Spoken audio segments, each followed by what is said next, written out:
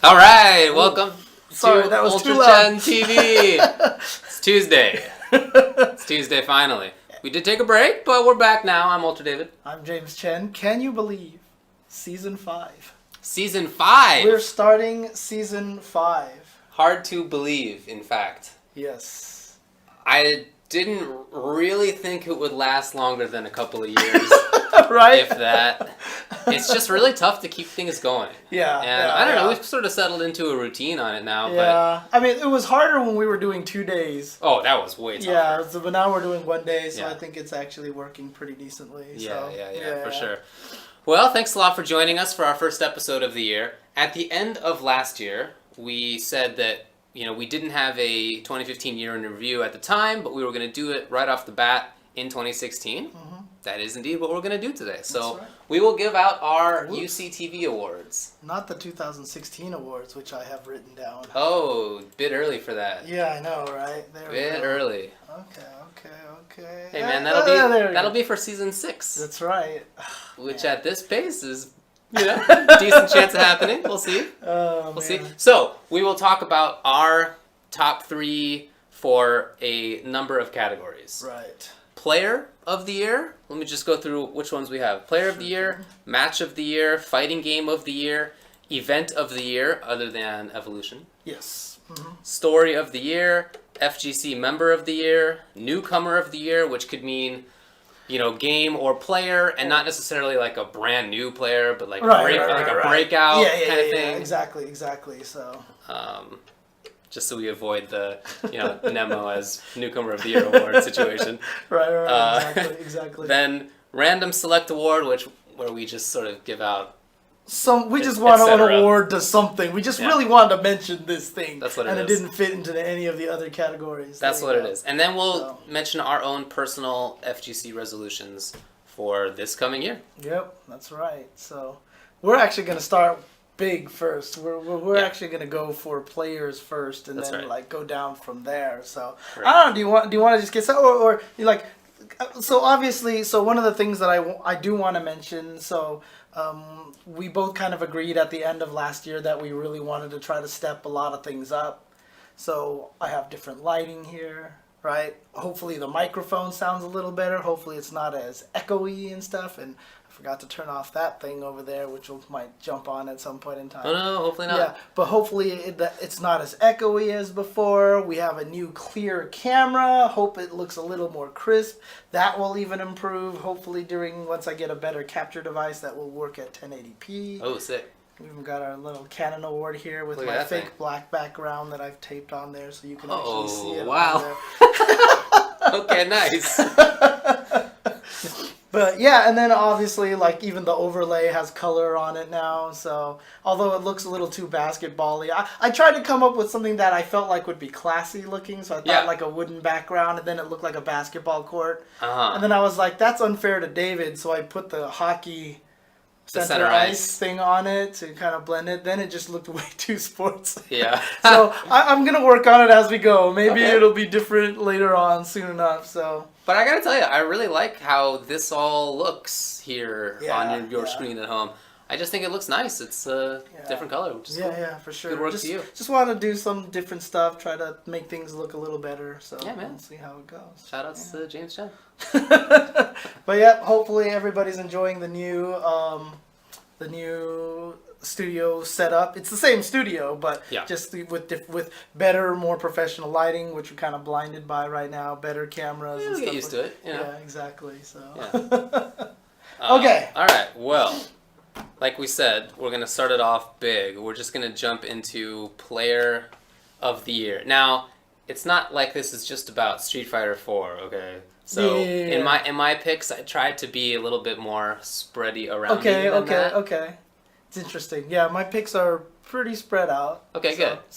So we're gonna go 3, 2, 1, obviously, of course. Right? So my picks are definitely kind of interesting. I feel like so. Okay. Well, do you want to start off? Sure, no problem. Right. So for the Player of the Year award, my 3rd place player is Kazunoko. Wow, mine is also Kazunoko. Oh, really? We have the same list. I'm telling you right now. Oh my god, what if we had the same list? I know, that'd be funny.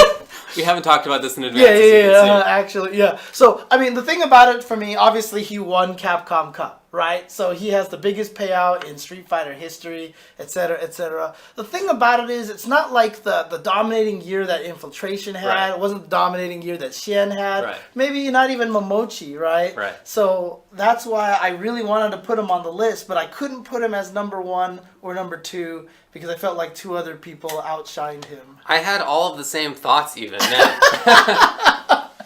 So it was tough for me because I felt like it was anybody in Street Fighter 4 between Kazunoko, Daigo, Infiltration, Momochi, Shen. I thought that they all had really legit, chances at being one of the best players of the year. I went with Kazunoko because he just had. You mentioned some of it. He won CEO and Capcom Cup, 9th at EVO and Canada Cup, and then he got top 4s at a whole bunch of other majors and top 8 at NCR. It was like he just had a great resume, and a lot of those had a lot of the other top players at it. Like I looked at Shen. This is from a very helpful tweet from somebody who said that Shen did really well, but some of the majors that he won didn't have like a whole bunch of other top players there. Right. So. That's why I went with Kazunoko in the 3rd spot. All right, who'd you go for number 2? All right, I'm dying to. Nah, we had the same list. This is gonna be terrible. I had Sonic Fox. I had Sonic Dang Fox. it! All right. We might as well just say it. Obviously, we had 0 number 1. Yes. Okay. James. So we have. We should just conspire next time and just make the same one. Yeah, because we're gonna have like all the same stuff. Okay, 2nd place, Sonic Fox. Why did you have Sonic Fox at 2nd? I had Sonic Fox at 2nd because he continued his domination in Injustice. He never lost a major in it. He won most of the big Mortal Kombat X tournaments. The worst placing in any major he had in MKX was 4th. Worst placing he had in any Skullgirls major was 2nd. Right. He even did well in Dead or Alive. Yes. So it seems like for some reason there are fewer of these players nowadays who compete in very different games. It seems like there's like Street Fighter players and Marvel players and to some degree anime Air Dasher players, but even many of them are like Guilty Gear players or Facebook. Yeah. So it seems like there are fewer multi-game players nowadays, and he's the one who's keeping that up. And the one of the things that I was thinking, we talk about Kazunoko, $120,000 payout at Capcom Cup, right? Yeah. Well, in a month, Sonic Fox got $100,000, right? From $50,000 from EVO, $50,000 from ESL. Correct. And he was dominant for the entire year. Right. You know what I mean? It wasn't like Kazunoko, like we said, where Right. he won at the end, didn't quite have that. I mean, yes, he did really well, don't get me wrong. Just didn't win as many. Right. It wasn't like Sonic Fox, who was dominating Mortal Kombat the whole entire time. So to be fair, I will say I think Ultra Street Fighter 4 is the toughest game to win in, but nevertheless, I think that Sonic Fox's showing was fantastic. Yeah. So exactly. And then number 1, 0, obviously. For super, if you're being legit about it, it should be everybody's number 1. Yes. If you're not going to be like, oh, I'm only counting whatever game players. No, everybody should have 0 as number 1. TSM 0 from who basically played in. I believe I counted. He has like a Smash wiki page, right? And I counted 54 or 55 events that he entered. This ranged from majors to weeklies or whatever like that. So I think it was 54. Do you know how many first places he had? Was it like 53? 53. Oh, really? He had 53 first place finishes. What place was the other one? Second place. Once to Nairo at MLG. Outside of that, he had never finished anything below first place. No one has dominated a game like 0 has. The thing is, in my opinion, in addition to just his dominance, the other thing that is very impressive to me is that he's not dominating a game. Look, I love Mortal Kombat, but it doesn't get half as many entrants as Smash 4 does. Right. Okay.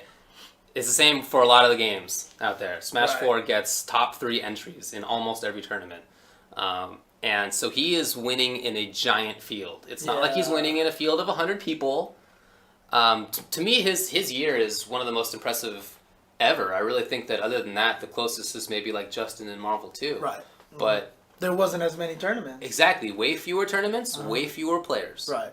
I mean, the one thing I will give Justin credit for is that he had some great players coming after him, but that's not Of course. Zero doesn't have, all these people like the Buzz and Nairo. There are strong players there. I mean, there have to be. If there's going to be 1,000 people entering a tournament, and for there to be consistent placers at the top, they have to be good players. And did you even hear? So Genesis 3 is coming up as an event, a Smash Brothers event. They said that their Melee entrants are almost breaking Evo numbers.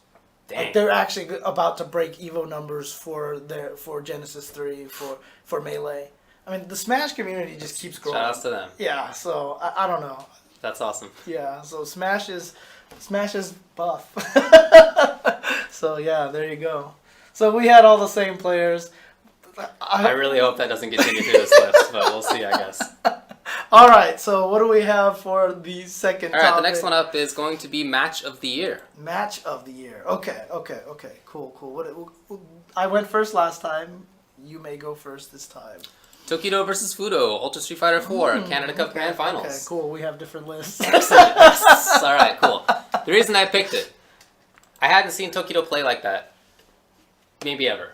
And for him to have been already one of the best players in the world across a host of different games for a decade and a half, and still to have that level of improvement in his own play in Street Fighter 4, I thought was incredible. And that's really the first time that I saw him do it. And he was doing it against Fudo, who seemed to be at max level as well. And so they just had excellent little mini adaptations. I mean, obviously they played each other before, but even within that set, little mini adaptations going on, amazing spacing, amazing timings. It was a very pressure-filled situation. You knew it mattered a lot to Tokido based on the way he acted after he won it. He was almost in tears. Yeah, he was almost in tears. There was a lot on the line, and it was one of the last tournaments before Capcom Cup, so it was like everybody was trying to see, okay, who has this tech, these skills, all that sort of stuff.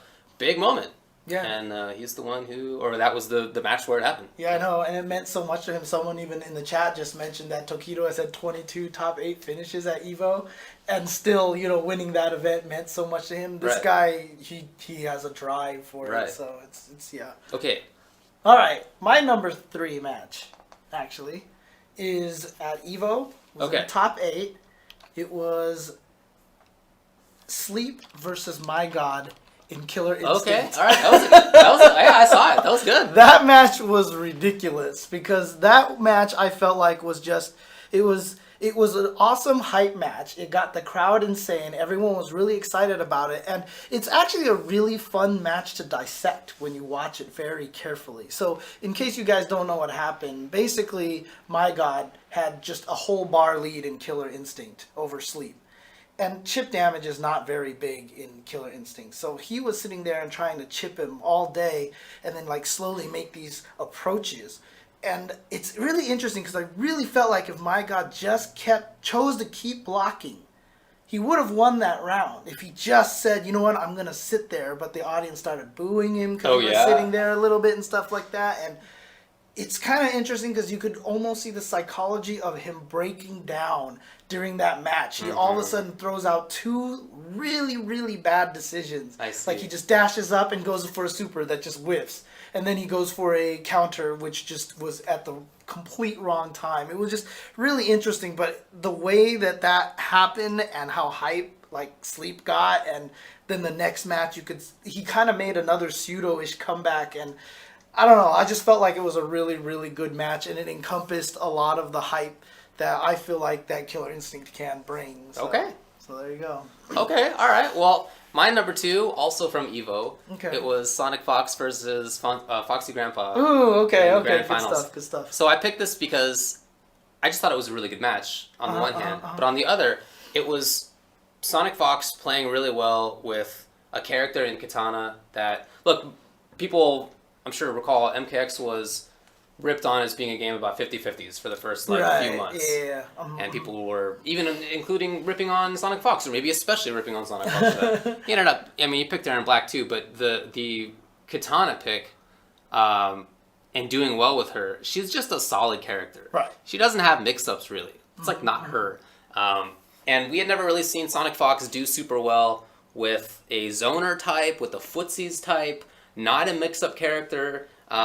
It was like him, asserting himself as being solid in everything. Yeah, right. The critique is that Sonic Fox is gimmicky. Yeah, random. He has no fundamentals, exactly, yeah. and winning with Katana. So he did that, but then on top of that, second place at Evo, Fox the Grandpa from the UK. Okay, right. 0 people picked that to happen, but that is awesome to me because it showed that MKX was more than just a North American game, which is what everybody's always thought of NRS games as being North American. And of course we knew about the European scene, and some of them had done well occasionally in North America before.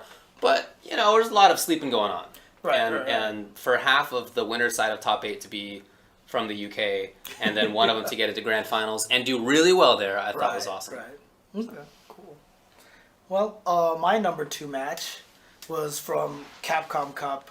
I had to do Xian versus Keoma, because that match was ridiculous. That match, it was pretty much probably the most intense match that was there. Interesting. And it was super close. I mean, literally maybe 3 pixels away from having a completely different outcome. Yeah. And Keoma even talked about it in the very last game. Keoma goes for the anti-air grab, misses again by like 3 pixels. Right, yeah. And even Keoma said, he's like, I thought I was in range that I didn't need to Kara it. Right. I didn't even know he had a Kara it, frankly.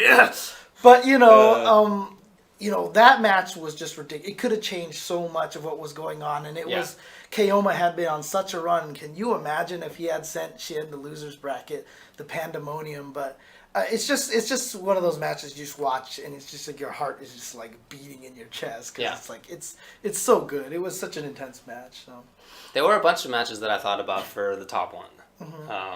Because I thought that there were a bunch that were really close and sort of heartrending. Yeah. But the one that I went with was Momochi versus Gamerby. Yeah, okay. In Fair grand enough. finals at Evo. I thought that was about as heartrending as it gets. Really, I mean, and part of it is because of the pause, obviously, and the stick malfunction. Right. But I thought that was as high level play as that game has ever seen. The spacing was such a maximization of Street Fighter IV spacing. And then to top it all off, I mean, Bruce had just come from this ridiculous losers bracket run, and he even reset it, and like there were individual rounds and games in there where it seemed like he was going to win, and then, oh no, Momochi's taking over. Right. Like, it was back and forth.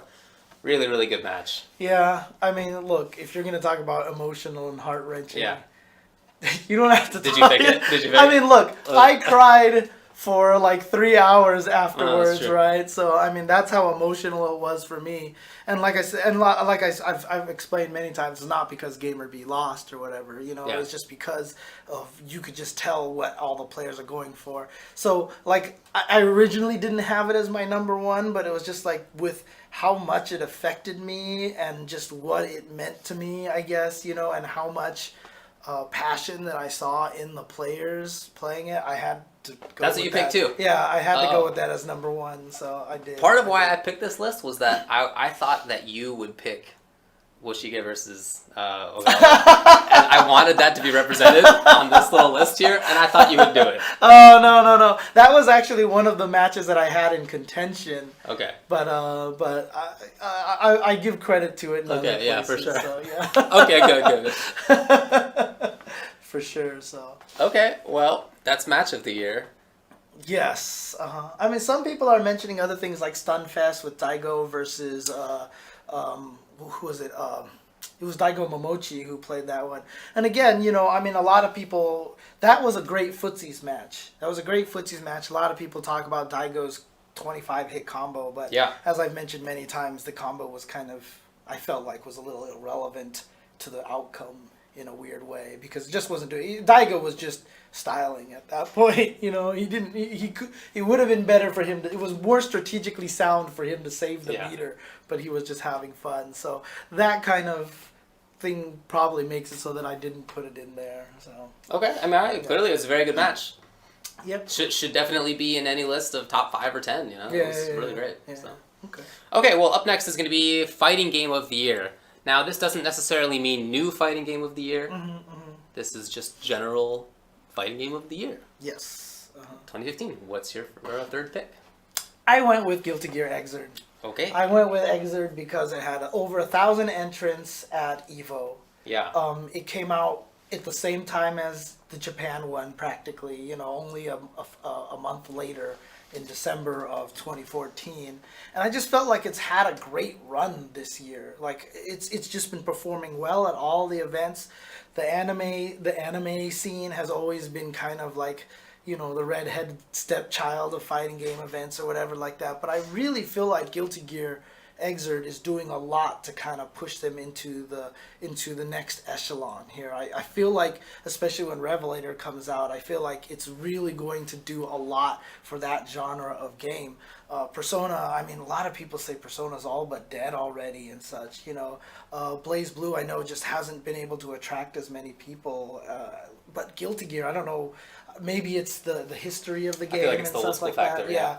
But a lot of people are into it. We have a lot of players getting into it. That's I see true. like Dominion talking about it. He's like, that's all he's been playing. He's like, Right. my God, this is so fun, right? And then Kelvin and BJ Unchained have talked Right. about they're sitting there playing. They're like, why have we not been playing this our whole Right. lives? You know, stuff like that. I really feel like Exerd is really, and it's come out and came out on Steam, right? So it's so on sick. Steam. So I just feel like it has such a potential, like it had a great year this year, and it has a real strong potential to stay very, very relevant in 2016.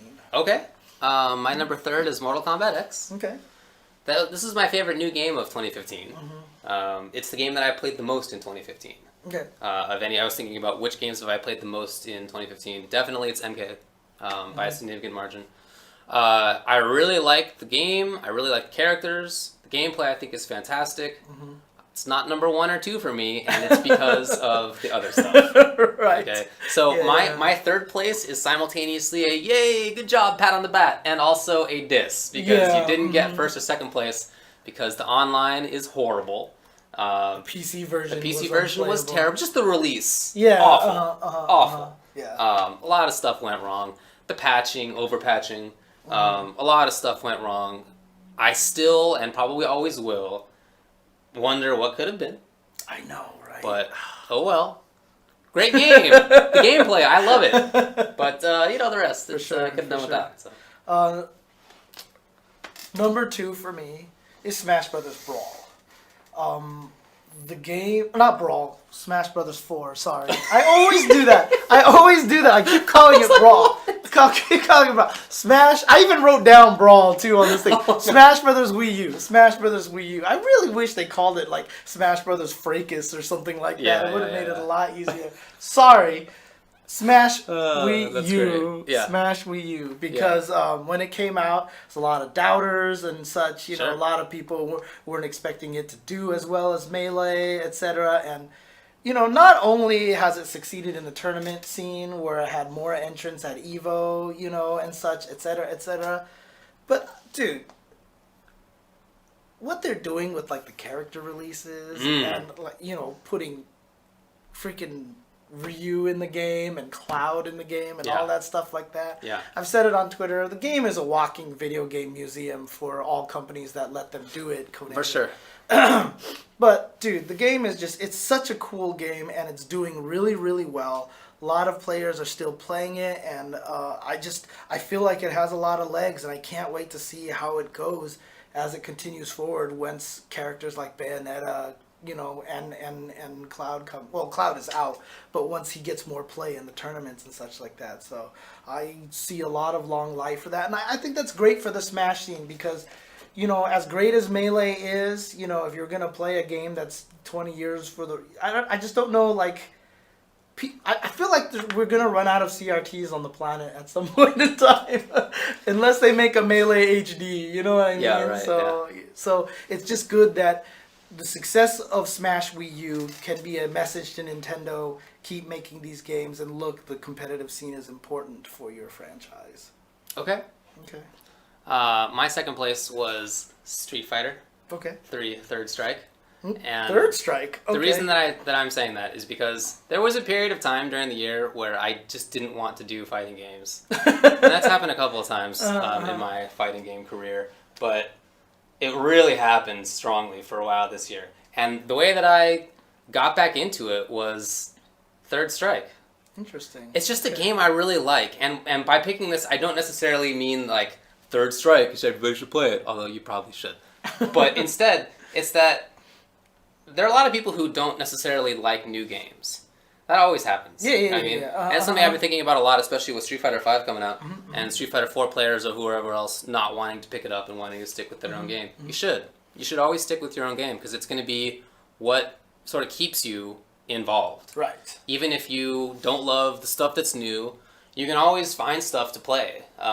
You can always find people to play that stuff with. There's always somebody who will play Third Strike or whatever your game is. Dude, Mondo, I think, just recently streamed like 2 Third Strike lobbies at the same time on the same screen. Yeah, I saw that. And at NEC, Nika was streaming, and there were, look, obviously not a ton of viewers, but it was like more than there had been. So there are people who are working to develop that scene. But it's the same way with a lot of old game scenes. So sure. Shout outs to old games for keeping people in the scene when you don't want to play something new and you feel like you're burned out. That's what you can do to stay back into it. So there you go. Cool. All right, well, James Chen. My number 1 game. Yeah. Number 1 game. Same as last year. Okay. Ultra Street Fighter 4. Okay. I picked Ultra Street Fighter 4 because, honestly, F the haters. I think the game is fantastic. Okay. I think that it had such a great year. And to close out this game in such a way at Capcom Cup for bringing us to this point. And not only that, but let's face it. We had a top 32 at Capcom Cup where everyone was like, "Oh, it's just gonna be an Elena fest," and none of that happened. Yeah. And we had the best character variety. We had players from all over the world. There's just no other game, in my opinion, that has that power, that potential to bring that many players from everywhere around the planet to play one game and to give us this kind of event. And so, again, I know a lot of people have jumped on this like Street Fighter 4 sucks like bandwagon. A lot of people have been dissing it with Street Fighter 5 on the horizon and such like that. But honestly, I feel like years to come, when we look back, it's still going to be one of the more favorited games among a lot of the community because it is so balanced and it brought a lot. Like, as convoluted and bloated as the game might be, it's still not as bloated as a lot of other games, right? But 2, it really kind of was an interesting point that because it was so bloated, we got good at finding option selects. Because of that, we've got good at finding, all these different kind of techniques and stuff like that allowed us to gain, even as scientists, I felt like Street Fighter 4 opened up enough that we all got better at fighting games because it had so much stuff in the game. You know what I mean? It increased our critical thinking. So I just feel like that game deserves one last year of praise from me. So. Okay. Yeah, I think certainly when it comes to, most impactful games in the fighting game community, that's right up near the top at least, if not the top. So, for sure. Anyway, I picked the same game. Oh, okay. Even though I'm definitely burned out on it, I'm looking forward to it not being the main game, to be perfectly frank. For at least a while. I'll probably get back into it as tends to happen. Right. But certainly for at least a while, that's true. It's just that it's the biggest game. It gets the most views. Right. It has the most on the line, I guess. It's bigger and more popular in a way that is pretty noticeable, I think. And that's enough, I think, to give it the game of the year. Yeah. Really. That's all it is. Even gameplay aside, and not to rag on the gameplay too much, I'm just a little bit burned out on it. Yeah. But I think you're right about a lot of its positives. It's just that the sort of the scene size for it, I think, is why it should be a game of the year. Yeah. Look, I'm not going to sit here and try to pretend it's like a really great fighting game and flawless and everything, but all of our favorite fighting games are flawed beyond all reason. Yeah. So I can talk about the flaws of Street Fighter 4 till the cows come home, but I still recognize what makes it a good game. I hear you. So, yeah. I hear you. Okay, well, those are our games of the year.